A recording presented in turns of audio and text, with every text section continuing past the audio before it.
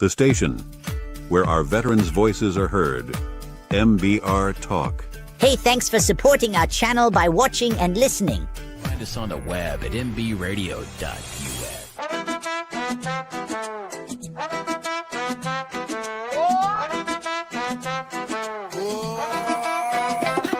Desde Brooklyn hasta el sol del Medio Oriente, Jose Flores con fuego en la mente. Raised in the Bronx where dreams don't sleep, donde el hambre te enseña a resistir.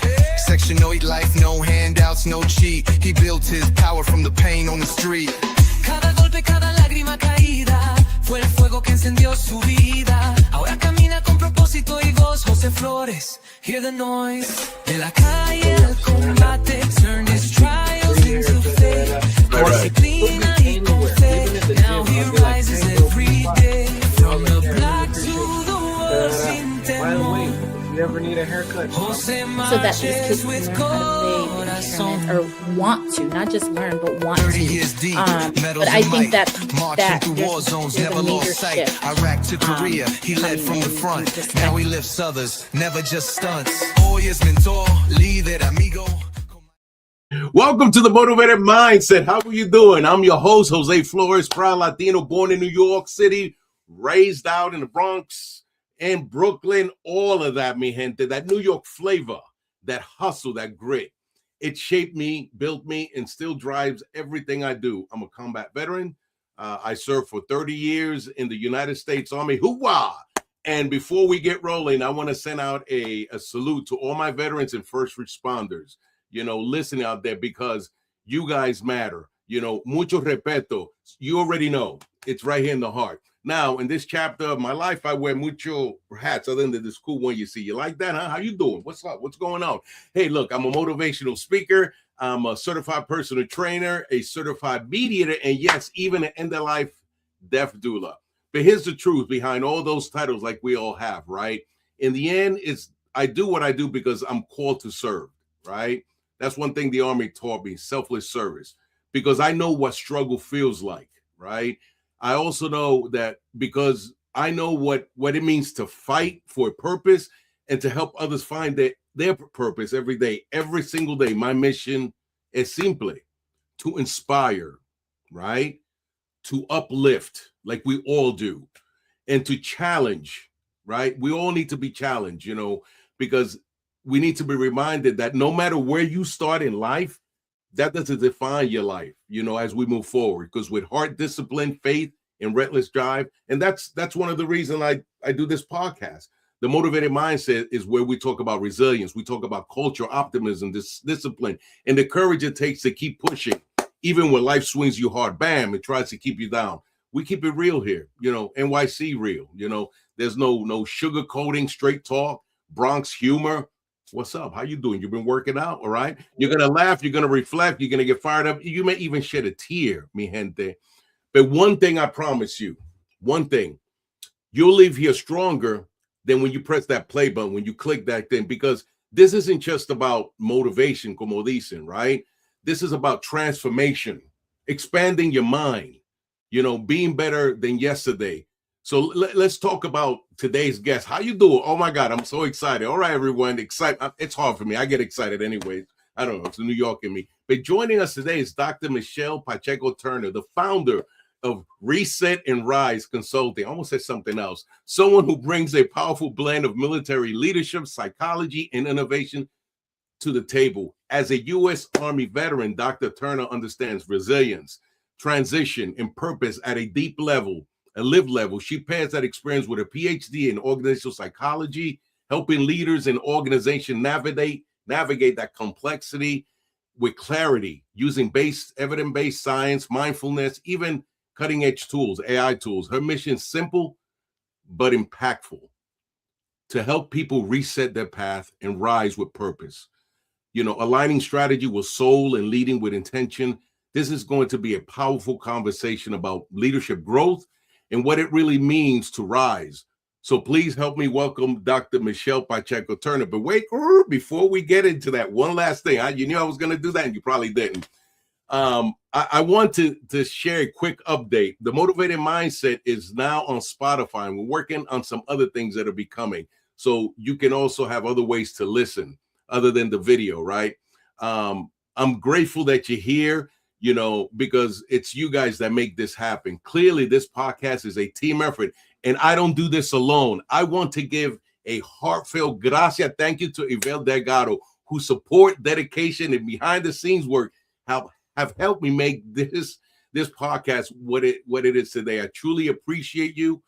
Now, if you want to vibe with that, you know, you go with it because it's the truth. If this conversation inspires you, if you appreciate what you see, hey, look, it's you guys that make it happen. My audience, hey, support. That's how I bring guests, you know.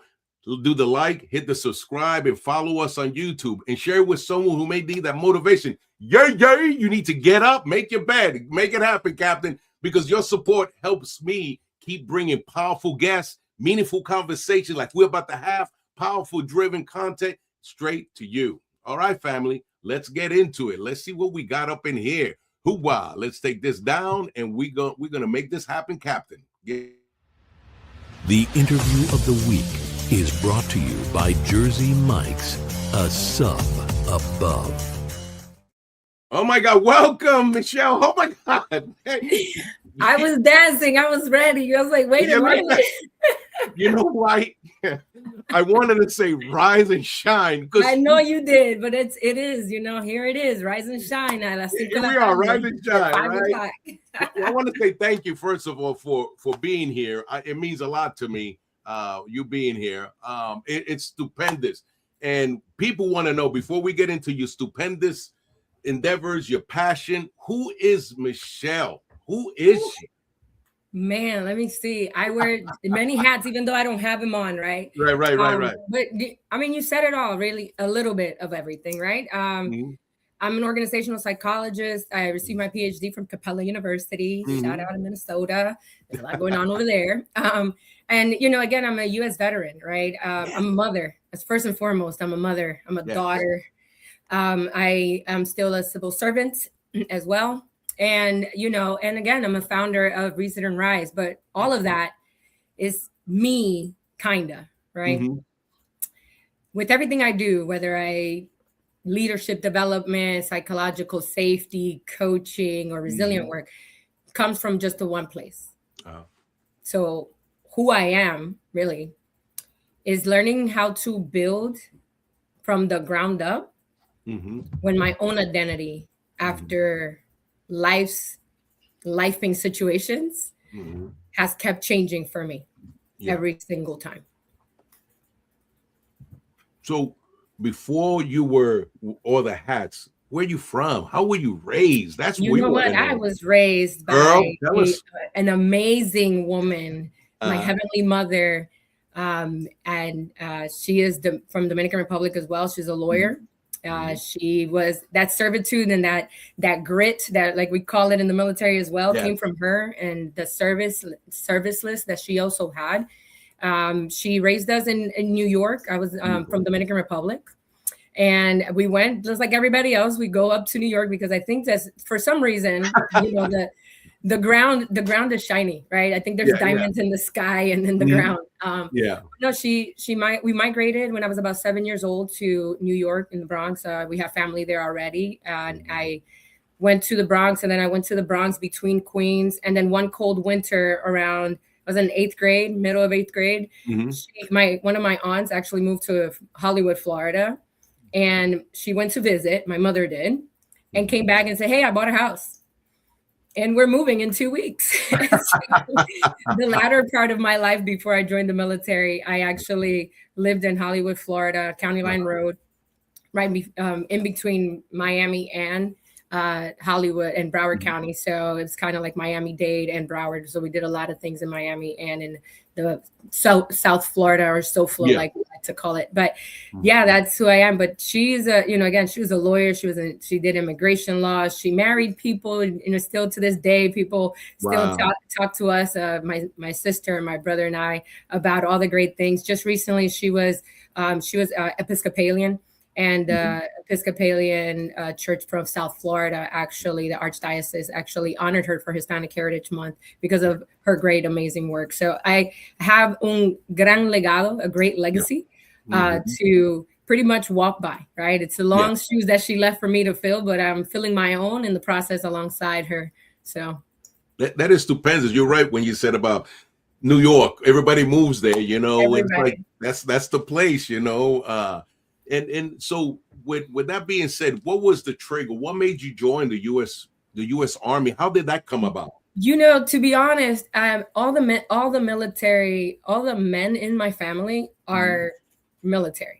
All of them. They were all military. All my grandfather, my father was in the military. My uncles, cousins, they're all of them.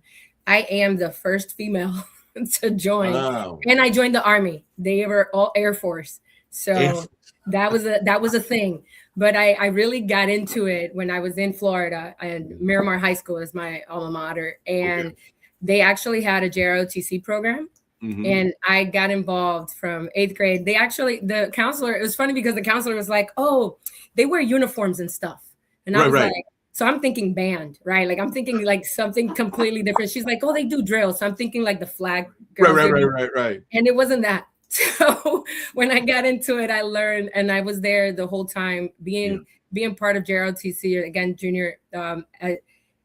It was an amazing experience because that's what led to my military experience. And I came into the Army, talk about grit, right? I already had rank. So 17 years old in the Army, no business being in the Army at 17, but here I was. My poor mom had to sign me away, and that was just so devastating for her.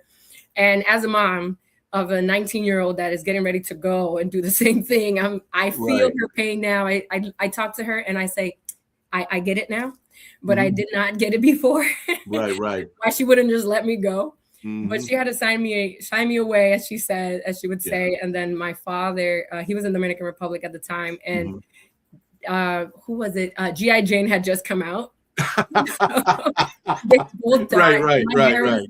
My hair was long, and I did chop it all the way off, but they thought I was getting ready to just be G.I. Jane the whole time. And I feel like some way because of that, because I did a lot of stuff in JROTC, and we did a lot of running, and I was very much a G.I. Jane type. Right. Some of my fellow sisters in ROTC will know, and my brothers will know that I did it all. I couldn't sit down somewhere. I was very fit, and it was very important. So we did a lot of competitions that we won, right? Like we didn't lose. Right. So they did have a reason to think that I was going to be G.I. Jane. So they did not want to sign me away.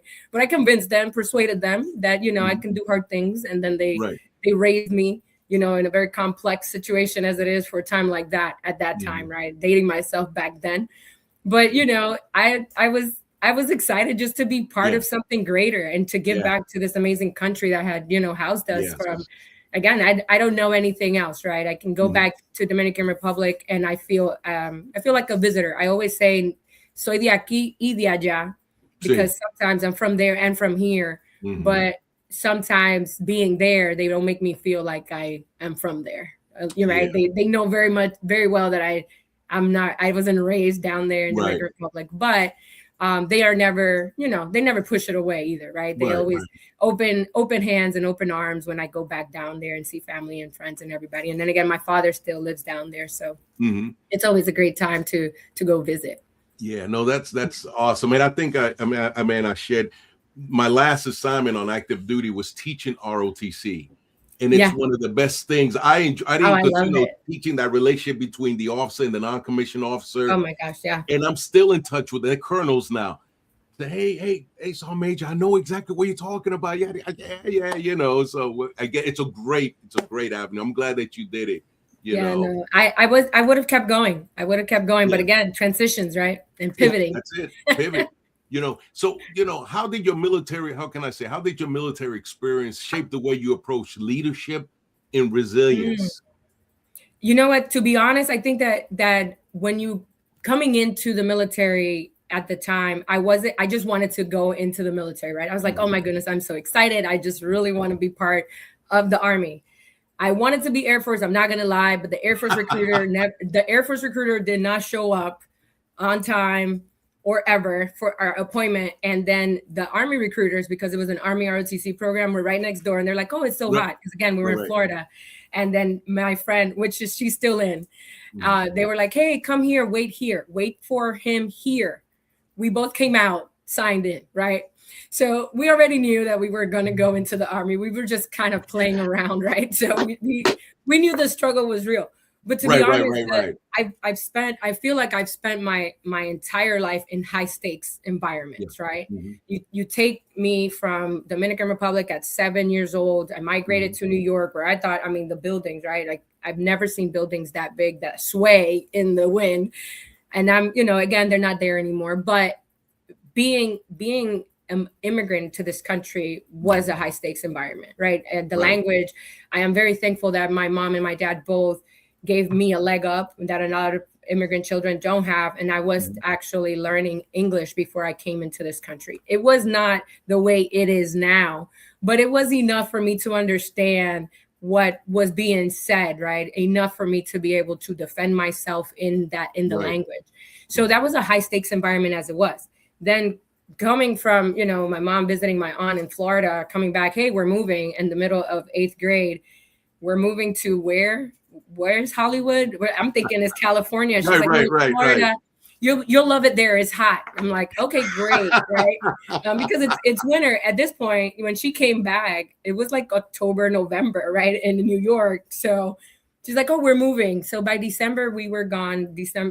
Break, we were gone to Florida, and we started our life down there, right? Again, high stakes, because now you have to, what do you have to do? Pivot. And you get the opportunity, to be honest, to reinvent yourself in ways that you don't think that you're reinventing yourself, where I was the very shy in nature. You wouldn't tell it now. And a lot of people say that I'm an extrovert. I'm not. I call it introvert extrovert. I am an introvert. I am an extrovert when I need to be. I love the energy from people, but I also, all that energy I need to, kind of sometimes just be at home in my little hole. But one of the things that, again, high stakes environment, right? So you have to pivot, reinventing myself, somebody coming in from New York. And one of the things I had in New York was a translator. We had a translator in our classes because, we were the Spanish international kids and we needed some help and assistance. And we had ESOL. There was no ESOL in Florida. At the time when I went, they were like, oh, no, she has to go down a grade and she has to start, instead of 8th grade, we have to take her down to 6th or 7th because they're English. And my mom looked at me and she said, si tú no hablas inglés ahora mismo, we're going to have a problem. And then for everybody's like, if you don't speak English right now, we're going to have a problem. Because I was like, mami, yo no sé. Yo no sabo what we talk. No, I'm not. Where is my translator? And my mom just had, that one look like, if you don't, that's right. Stop it right now. It wasn't like, how you doing? It was like, si tú, don't stop. How you doing? So high stakes, right? So I started speaking English there to the superintendent of the school and the school system and the principal. And I said, no, I perform very well. I do this, and that. And everybody's like, what? Who is this kid? That was the kid I was, right? Yeah. And hiding behind my, what we call now, we talked about that before, kind of that imposter syndrome. But I just hid it. I didn't know. I didn't have a word for it. I was like, I don't want to talk to these people. I was very shy in nature. But again, navigating through that landscape, right? Yeah. Allowed me to incorporate with ROTC was where I learned leadership. We were like the sergeant majors. We were the company commanders. We did all these things. We started from the bottom, right? We did everything. We knew how to really capitalize on complex situations. And then really, can you imagine? I was 13 years old in 9th grade. Yeah. And I am a freshman and they make me a squad leader. And people in that class are sophomores, juniors, and seniors. And here's a 13-year-old having to tell a 17-year-old what to do.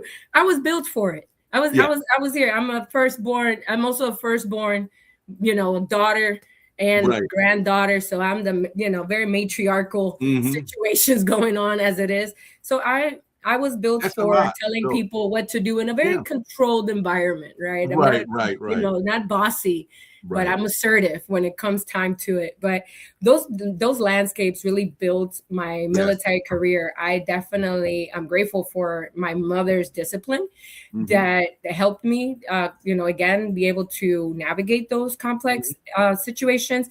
And then also ROTC that really helped me develop and realize, you know, we talk about grit, right? And structure. It really helped me capitalize that grit really isn't enough sometimes, right? It's really sheer determination that, I'm gonna get this done. And I went on, right? Because then from there, I never really wanted, and I've said this in very different forms because they're like, oh my gosh, you have a PhD and how was that? And did you always want it? No. Yeah. I didn't think I did, right? I always wanted to be a doctor. I was always something, but I thought it was medicine because my father was a doctor, and that's what I thought I was going to go that route. Little did I know that there was other things, right? I knew that my mom had a doctorate in, you know, her Juris Doctorate in law, but I was like, I don't know how she got that. So I just want to go do the medicine thing. Right. Then when a pivoting moment in the military, and I was hurt in transit and the training, and they were like, hey, by the way, now you got to retire because we can't send you overseas and do all the great things that you're meant to do. And I'm like, okay, so what am I supposed to do now? And my doctor looked at me and was like, you have that GI Bill. Why don't you go do that? Because you always researching and trying to tell me what not to do. So go do that. And I said, amazing.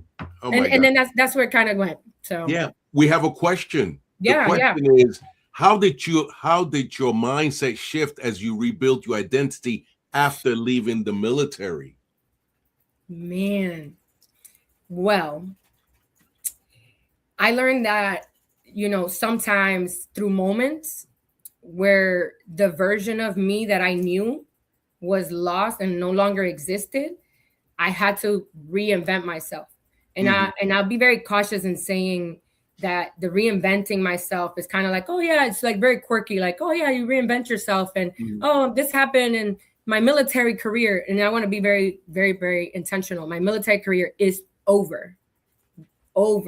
There is no pivoting. I contacted congressmen at the time I wasn't a citizen, and they were like, tough senators, tough.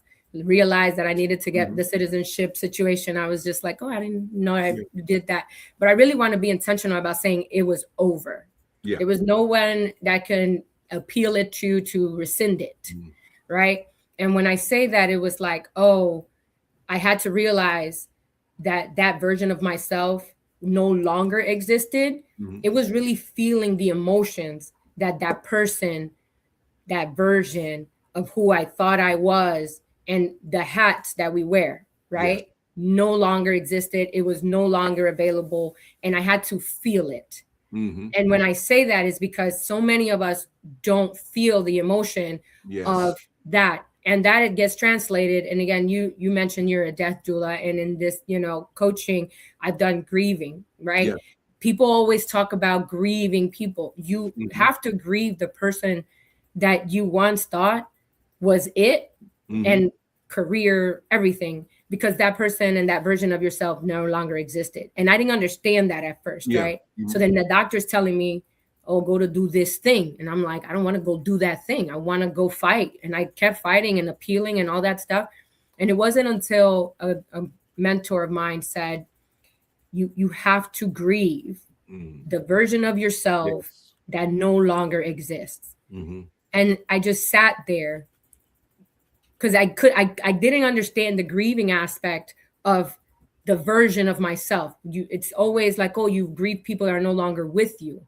But then some people don't understand that it's a lens of you also have to grieve the version of yourself. And that's what we have been doing and reinventing yourself. And you have to feel it. You can't just suppress the emotion. Right.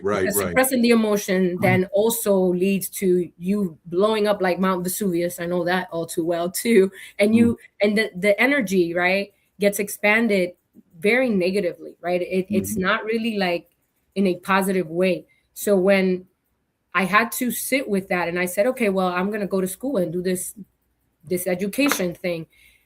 I had to really reintroduce myself. I'm not trying to quote, but I did have to introduce myself to myself. Yes. Because I'm like, okay, who am I now?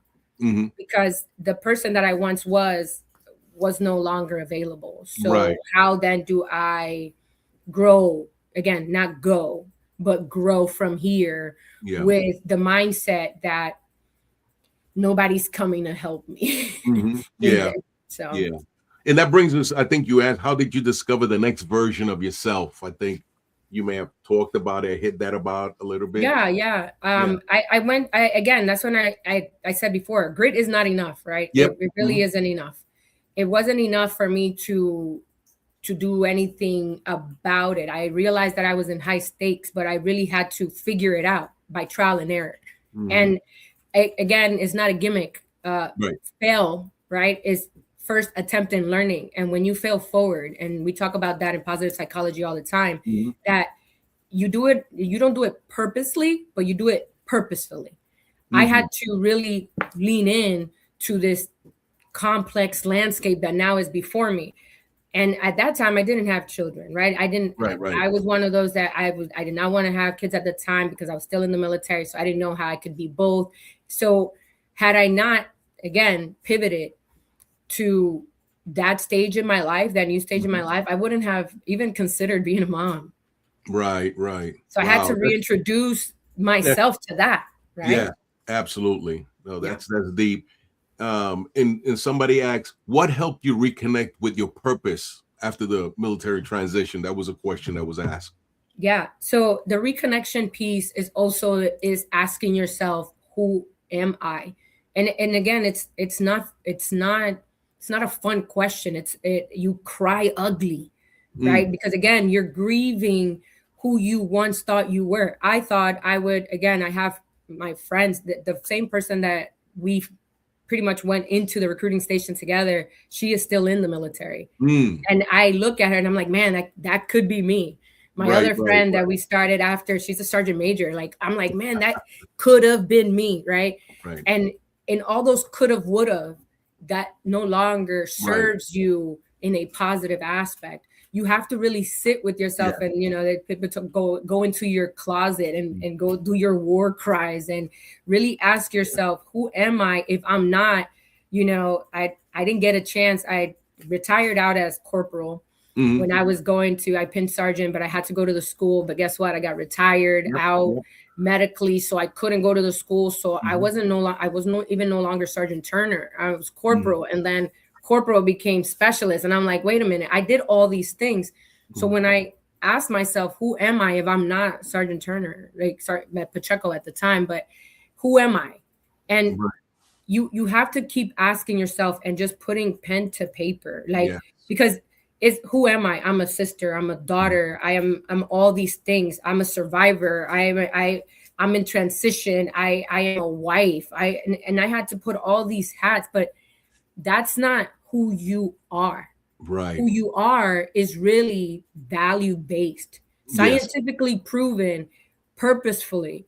And then the purposeful work behaviors in my organizational dissertation that's what I found. I realized that the study specifically showed what is it that we do is not what we do. It's also who we are is based on values. My values centered on service and giving others, doing something bigger than myself. That's what led me to continue to pivot every single time. And that's the kind of advice you would give someone who feels lost in the middle of transition, especially what's happened in the last year, right? You know what? That's the thing. The biggest thing is to grieve it. You have to feel it. You cannot go on like, oh, you know what? Let's lace up our boots, strap it on, and push forward and move on, and all the gimmicks, right? That they told us, right? The grit, and it takes more than that.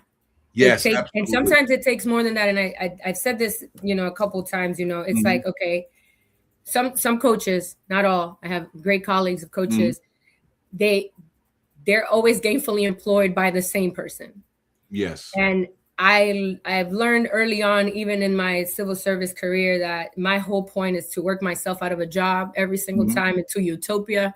And I've applied that even in my own practice, because we are the creators of our own destiny. We are the creator.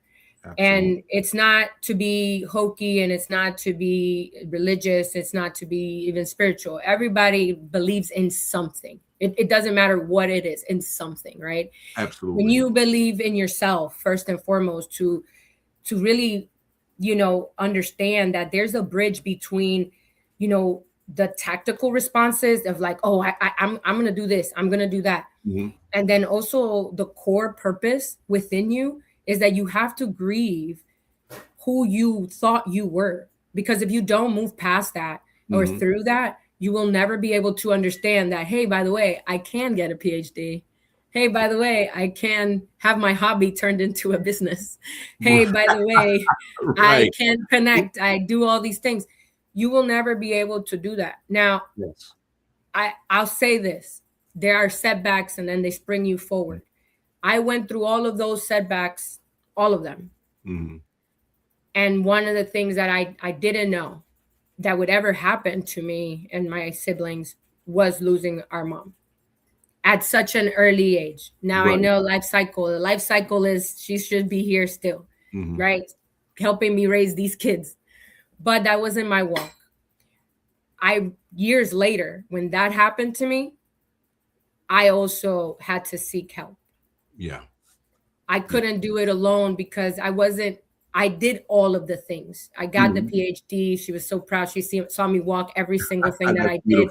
The kids, she got them all. The marriage, I checked the boxes on everything that I was supposed to do. But when you lose a parent, you also lose that version of yourself that existed with them.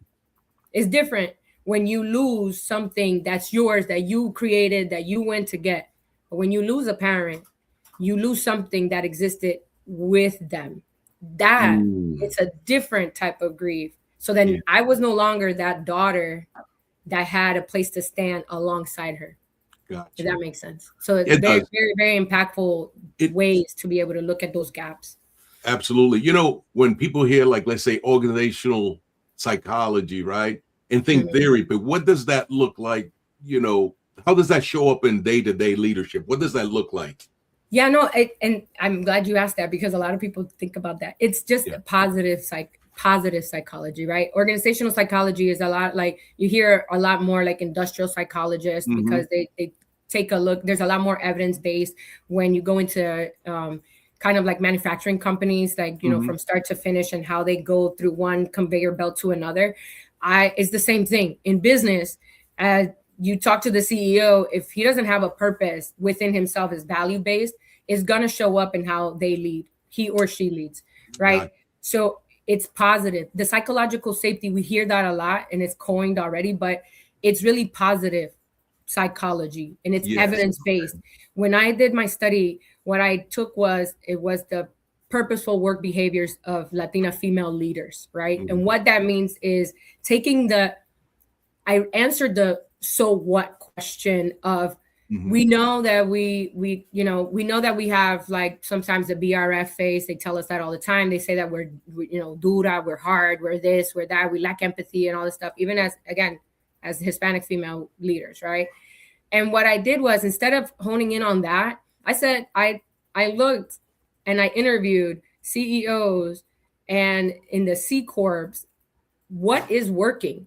Why are you so successful? Why are your employees loving to work here? Why is this, even at VP levels and things like that, and all across all industries? I was very, very grateful for the opportunity to interview so many women at that time. And I realized that we do have a lot more empathy. Women actually have, and again, gender norms, they do exist, but because we have so much more to prove sometimes, when I took the study a little further and then I just did female leaders, it's the same. The application is the same. What happens is that the structure of empathy, because we've had to, as women, do so much to have a seat at the table, sometimes we don't pull it out. We wait for someone to say, oh, you can sit here. But we don't. So when you talk about day to day, it's literally leaning in and pulling that seat, not only for yourself, but for others. And I've been very grateful for my tribe that I know they're listening in, that without them, I would not have been able to remember who I am even after that big loss. Wow. So with that being, when leaders feel stuck or burnt out, what's the first reset I would say you recommend they do when leaders feel where they're at that point? The thing is that leaders are tired because they're trying to be a version of who they once were. Okay. Does that make sense? Yeah. So sometimes, so you said that you were a sergeant major. When you pivoted into the civilian sector, were you able to still do sergeant major stuff in the civilian sector? And be honest, right? No, we keep it real here. Like I am keeping it honest. I was lost. We keep it a band here. Look, let me tell you, girl. Day, right? I was lost like last year's Easter eggs mentally, trying to navigate this new thing because I was in a protective bubble. Exactly. Yes. So that's the reset. That's where that reset comes in. It's not a gimmick. I trademarked it for a reason because it helps you remember that the first R is rebuild. Yes. The thing is, you have to take a look at the version of yourself that once were. You were a leader in your own right as a sergeant major, but you know that sergeant major tactical leadership application had to have a little bit more empathy sprinkled on there. It sure did. In the civil service. And I'm not saying I'm not civil service as far as like civilian, whether it's corporate America or the federal government. You have to sprinkle a little bit something else because at the end of the day, you're tired and you're burning out because you're spinning your wheels because you're doing the same thing you did that worked there. You have to figure out what works here. Yes. No, you're absolutely correct. That was a challenge, and almost I had to go back to, taking a step back and looking at my environment, stop, looking, listen, say, wait a minute, this is different here. But you're absolutely correct. That's how I do it. And one of the things that I want to get into is what made you come up with your company? Because what is out there for leaders and employees? What is your company about? That's the whole thing. I help leaders do that rebuild, right? That reset. It's bridging the gap between who you should do, what your responsibilities are, what they used to be, to the core purpose of actually using evidence-based strategies. It's not just a hoax and it's not just a gimmick, right? Again, like I mentioned before, in the military, we have operational pauses. But guess what? I found that we don't have operational pauses for leaders, really. And I'm not talking about leaders just as CEOs and everything. It does start sometimes with them, but everybody's a leader in their own right. You can lead from what do we say? You can lead from the rear just like you can lead from the front, because every single person counts within any company. And even again, veterans in transitions, you're talking about business leaders. We have coaching programs. We have leadership summits. I've done again, life coaching, executive coaching, grieving coaching. I've walked through that, working on that death doula certificate, but I do love, working with people to give them that terrain, right? Like that. And it's explaining to them that the terrain that you once held is not the same terrain that you hold now. At the end of the day, there is not that much out there. Like I said, I do have recurrent clients. I'm not gonna say that I don't, but it's for different problems and different challenges. It's not for the same ones. The ones that we've already, again, we have established goals, right? We have a checklist that I'm working on putting on the website to give to the listeners after we get out of here. Is downloadable as a PDF, just to ask yourself the purposeful questions about who am I now and what is working. It's a reset so that you can be able to change your lens from what you're doing. Because sometimes, sometimes supervisors and management, we're there, right? Right. But then employees don't feel safe enough to tell them, hey, it's you're the problem. So how do you manage psychological safety? Yes. Right. Is that, again, you talk about the psychological safety notion of it. And employees have to feel safe enough for them to say, hey, can we chat for a minute? Or you have to have somebody that's in your corner to, pull on your ear a little bit, like, hey, Jose and Michelle, we got to talk, because the way you just spoke, it just sounded like this, right? So sometimes you have to self-check so that you can pivot, right, and continue to grow. But the big picture overall is that we have to start with your purpose. What is it based on? Value-based, not like, oh, my purpose is that I want to create an environment that's free of whatever and people feel so comfortable talking to me. Okay, great. That sounds amazing. But how are you doing that? Right. And that's what all I do is help them help themselves to the answer. I don't ever opine what I think they should do, because I do want to do that, right? I'm like, no, you should do this. It's like, okay, here it is. But I do guide them through the path so that, again, it's based on evidence-based strategies that I found during my dissertation and onward, and all my research and studies, that it does work as long as you apply it. Yes. It makes me so like what's one mindset shift that can instantly or maybe improve, como se dice, leadership, in your opinion, as we move forward?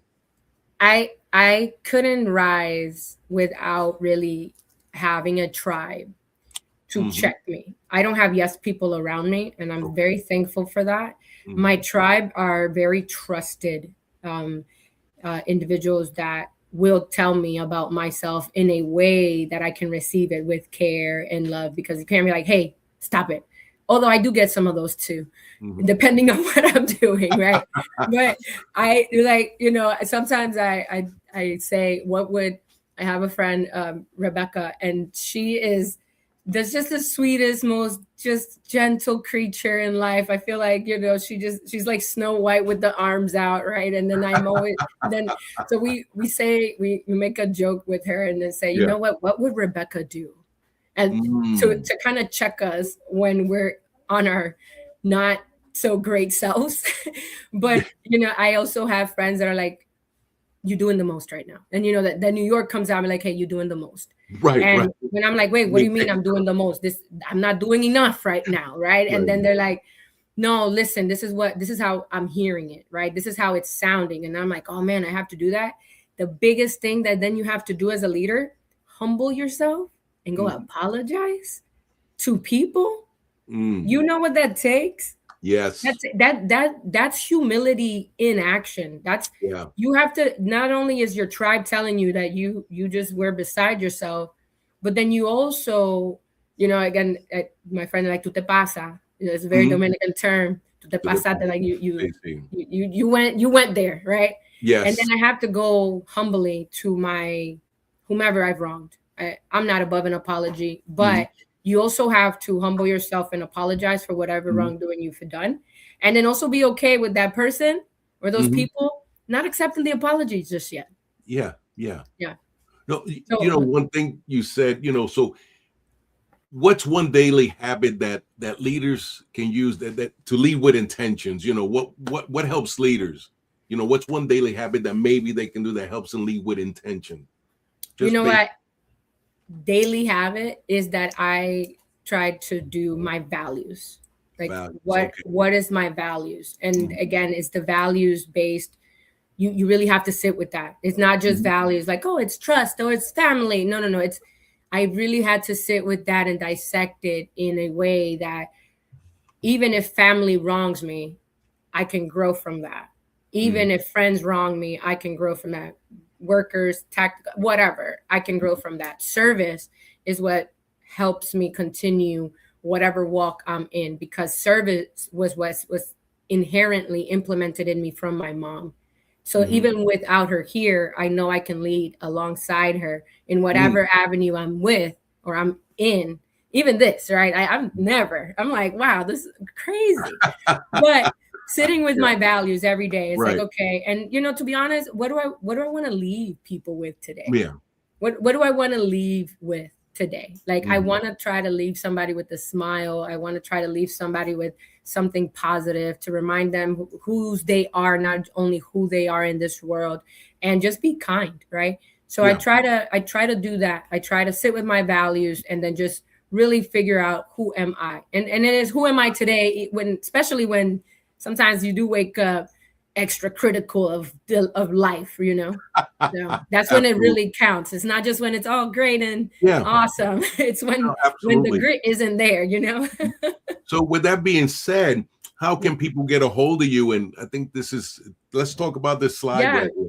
Yeah. Let me see. Yeah, so you have it up. So that's the website. They're still again uploading and updating things. It's fairly new. Again, my hobby turned into full-time this last year. So I'm very much looking forward to it. And then right now it's word of mouth. I think everybody's so many people have come from word of mouth and then going through traffic in the website. But there, you can get in contact with me. You can book a call in 30-minute increments or more, depending on what it is that you need. And then we can go from there. Some of the services that we offer, and I think that you have that too. We do have professional coaching. The professional coaching comes in as an executive coaching. It comes as a business coaching. We have people that I have people that do IT, that do the consulting work for the IT services. I contract stuff like that out. So it depends on the needs of the business. We've done that a lot. The leadership development as well, trying to go into executive forums and, again, do leadership training and focus to try to do different various things on how management can grow. Again, not go, but grow so that they can also be themselves. And then the leadership development also does a lot with the employees too, right? In the psychological safety aspect. The veteran support services is amazing. I'm still working on a couple companies that actually offer transitional services. You know how they do the 3-day transitions from in the military. Now they call it like the yellow ribbon and things like that. I've talked to a few companies and then just in the veteran community as well to try to render group services as it relates to coaching, like group coaching, and then also transitional services for them as well. The AI-driven business strategies is helping entrepreneurs and people in general how to use this stuff in a way that is ethical, and it'll optimize, again, everything, whether it's your business or even marketing strategies, because a lot of people don't have that aspect of it. And they're very scared of AI, and AI's been around since 1958. So it's just, Terminator was a thing, right? It just called it different.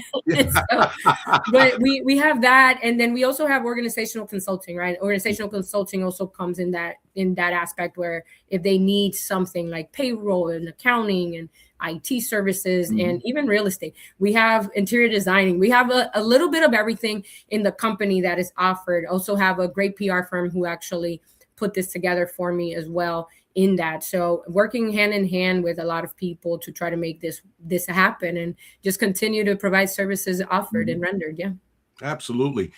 So if I want you to finish this sentence, right? Leadership without purpose is, in your opinion, dead man walking.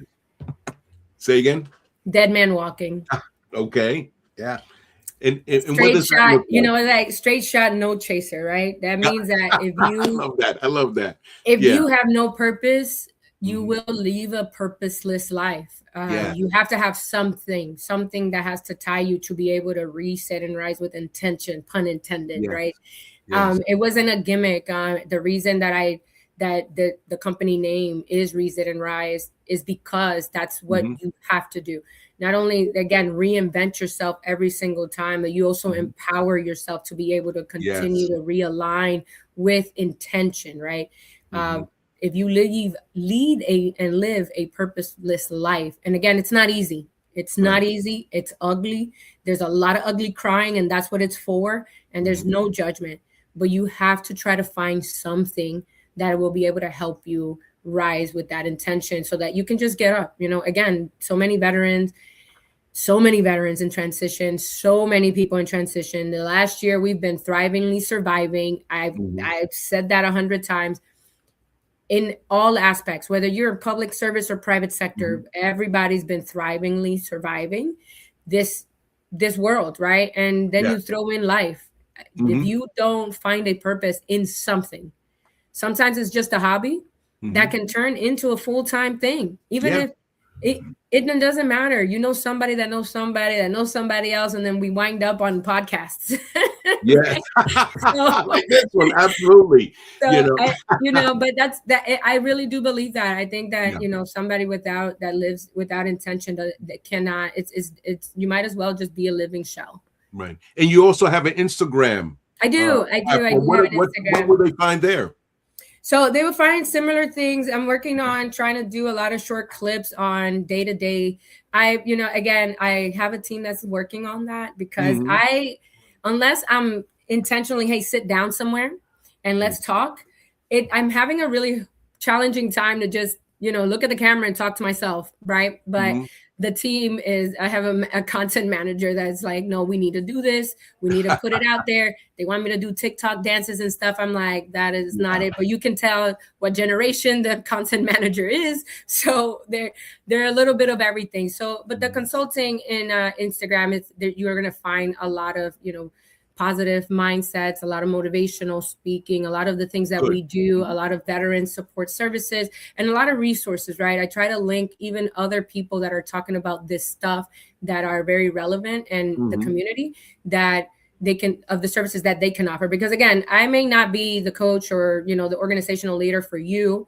However, there's a ton of people that are, right, that are on that page, even on the LinkedIn and everything like that. So I like to connect people, and I like to make sure that people have the access, because the equity is also about access. So you'll find a lot of those things in the Instagram as well. Right. And I got make sure, and people, if you have any more comments, please put them in. But, when we talk about what's your experience from what separates leaders from those that break under pressure and those that rise through it? What makes those what's the difference, or how do people get there? What advice, what separates those two kind of leaders? I think, sometimes people say leaders are not, they're born, they're not shaped. And I'm conflicted when it comes to that, because I do believe that at every point I'm allowed to evolve without apologizing. And someone that doesn't evolve without again, take up all the space. Take up all the space that you need. And I'd say, don't make waves, make tsunamis, just be. I love that. That. Tsunamis. Be who you are. One thing, a hurricane, this snowstorm, let's take this snowstorm for example. Mother Nature is not apologizing at all about what she's about to do.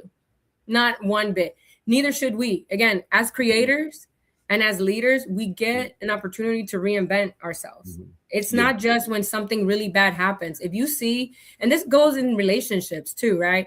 If things are not working, you have to really check yourself too, right? Because it does take two. Sometimes it's the other person, but sometimes when you point your finger at the mirror, you know what it's doing? It's pointing back. That's right. That's right. So that's right. Sometimes it's a quiet reset, and that's okay. Sometimes it's a quiet rise, and that's okay.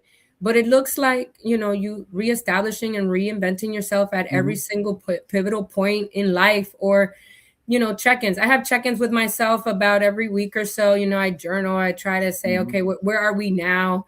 With things. And sometimes life does throw things at you that literally take your breath away, and you have to be able to say, okay, what happened?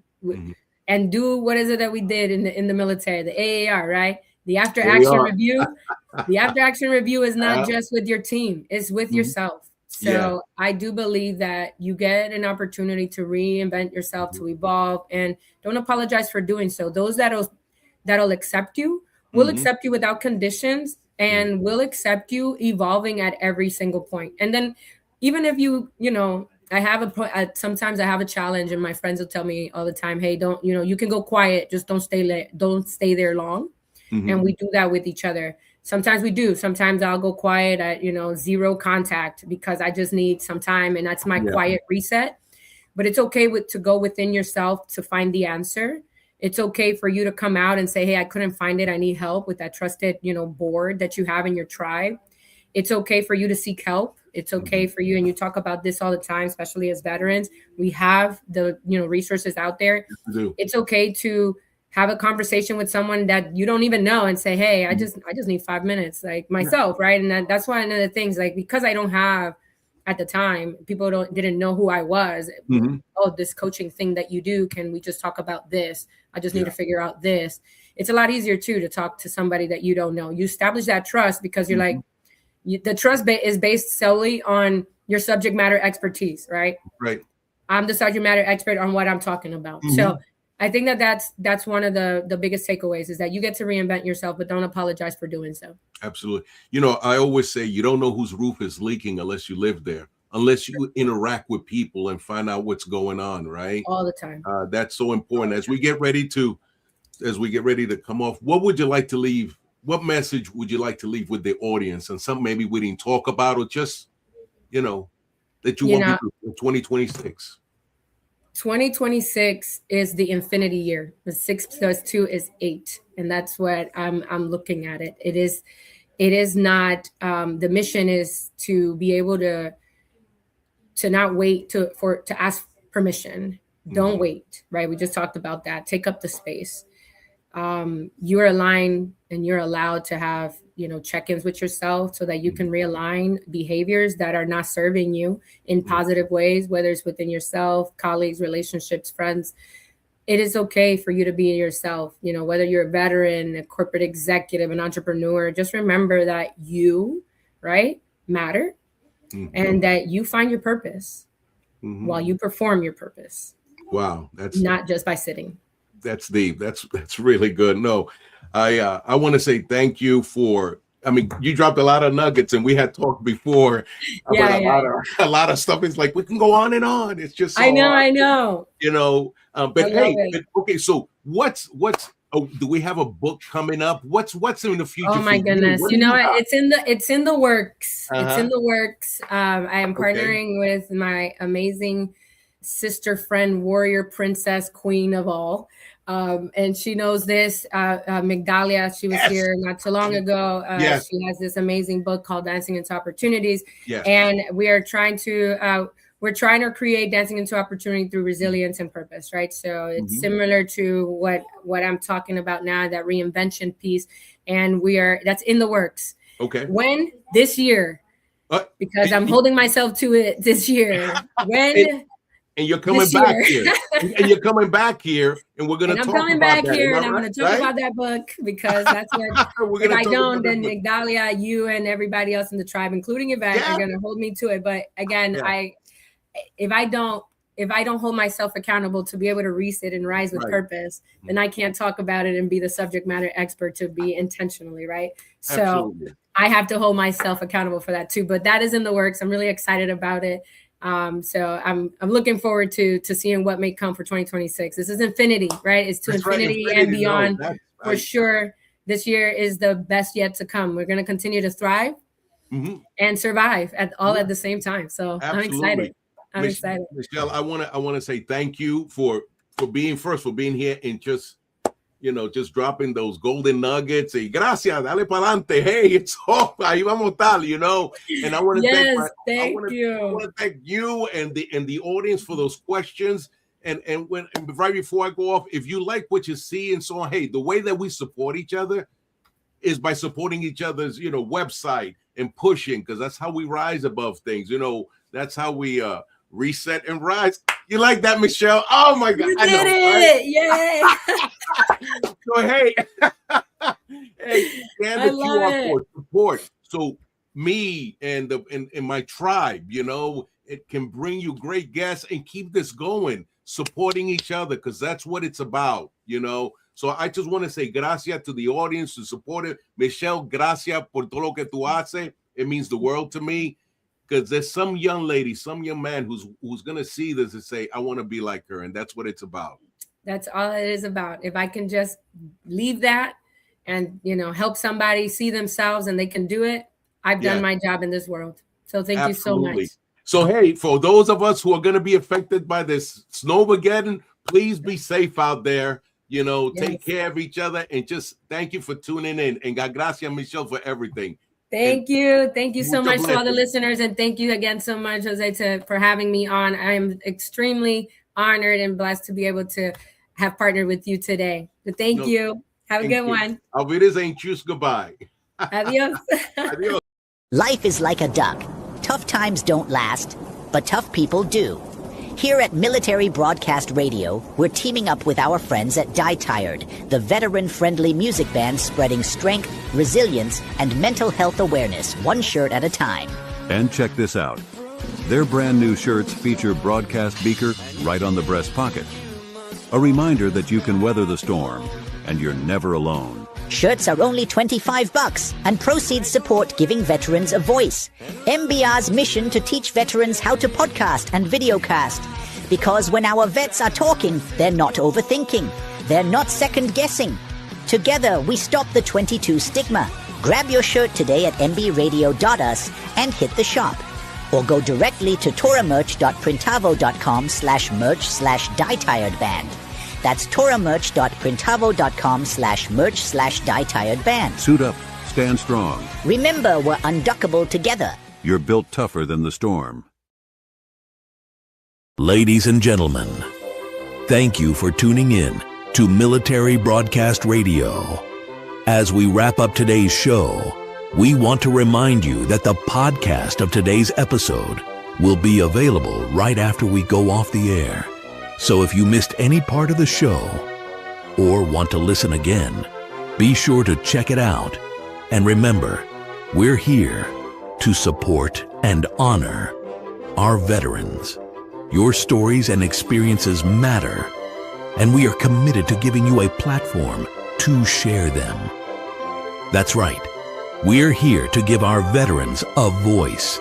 So don't forget to catch the podcast and stay connected with us. Giving our veterans a voice.